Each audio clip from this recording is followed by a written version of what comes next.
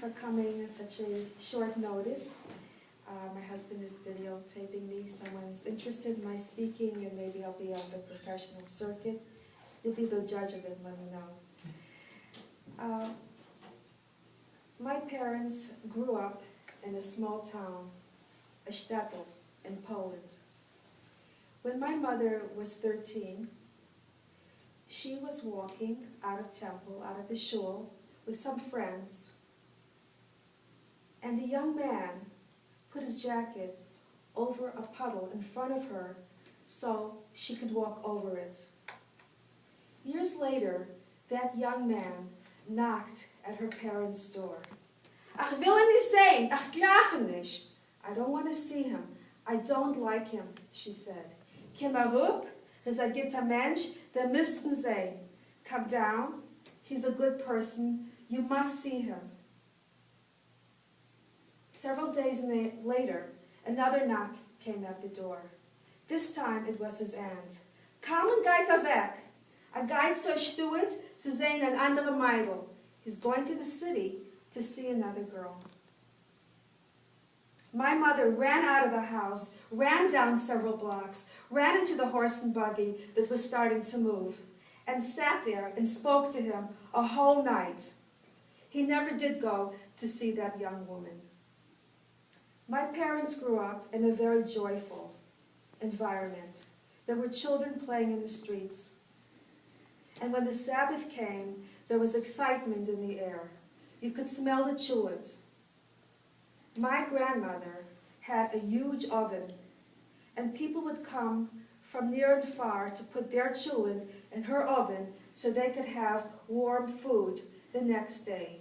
And whether you were a pauper, poor, or a rich man, you got dressed in your finest clothing. And my mother and her sisters every Friday would go and give money and food to the poor. Bang! Bombs were blasting. People were running. My father and my grandfather ran into the temple. They came out with the Torah, and there were bodies laying all around them. That night, the only house that stood standing was my grandfather's and my grandmother's. And the very next morning, my grandfather said to my father, "Es ist mit der gebrochenen Haaretz, ach mis dir zugen zu gehen." It's with a broken heart that I must tell you to go. So with tears in his eyes, my father said goodbye to his family and went with his new family. Days later, he could take it no more. He had to go back, cross the border, and find his family. His father-in-law gave him a few zlotas. He said goodbye to his new bride. On the way, he saw a train. He jumped on the train. "Tickets? Documents?" said the conductor. My father had neither. So he jumped off the train, jumped over a fence, and saw a young boy in a wagon. He said to the boy, "I'll give you 2 zlotas now and 2 later if you take me to the border." So the boy hid him under straw, under a false board. Clang, clang, clang went the bayonets. If my father were caught, he would surely be dead. "Geh schon," said the Nazi soldier. "Go ahead." The wagon moved. Out of sight, the boy stopped. "I'm afraid for my life. I can't take you anymore." So my father had to get off. He walked to the border. There he saw a woman that was very heavy. My father was only 4'9". This is me, and I'm short, I'm wearing heels. This is my parents, how tall they were.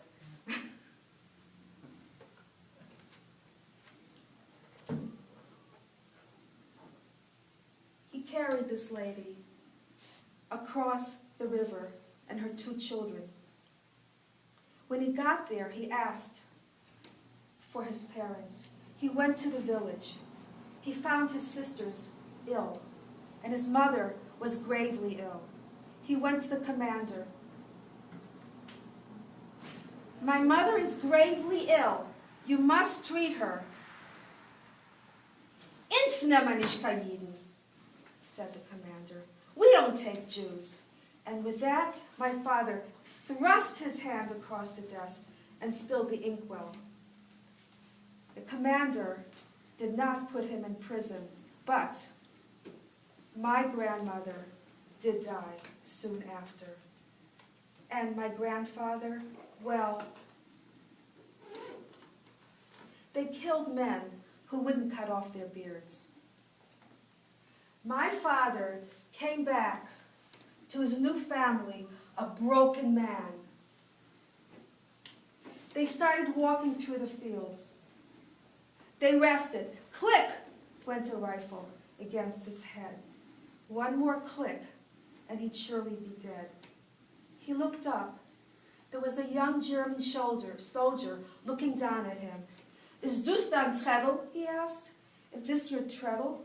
It was part of a sewing machine that my father was carrying, something that saved him many times over during the war. He would sew clothing and coats for the army, took the remnants, sold it in the black market, and then bought coats for his family. This young soldier took him to a waiting station where they waited for 3 days. They were forced to go on a train. They went through many towns. One of the towns, my father saw people dressed nicely, carrying loaves of bread. Luckily, the train stopped. My father snuck out, ran to the merchant. "Ach will so viel Brot." "I want this much bread." "Ha ha ha!" Everybody in line laughed at him. "You have a zulin," said a lady. "I'll pay," who took pity on him. So that night, he went back to the train station, to the people, with this much bread, and everybody celebrated. The next stop was Siberia. 45 below zero. Snow up to here. And my father was put to work, taking out tree stumps this big, on 2 slices of bread a day. My mother went and wanted to surprise him, so she took the slice of bread, and she started nibbling on the bread. When she got there, she said, "Hab es if gegessen." I ate it up. "Besser die wie ich," better you than me. He went to the commander. "My boots are too small. I wear a size 5. You gave me a size 4. Half of my feet are in the snow." That commander did not put him in prison, but he did give him a different job. And that was to guard a ship. He had to go from a cliff to the ship. He fell. "Restoit," a lady said. "He's dead." "No, I see him breathing," someone said. They took him to the hospital. "Die bist nicht tot," said the doctor. "You're not sick. Die is bloß gekommen für the Essen. You only came for the food."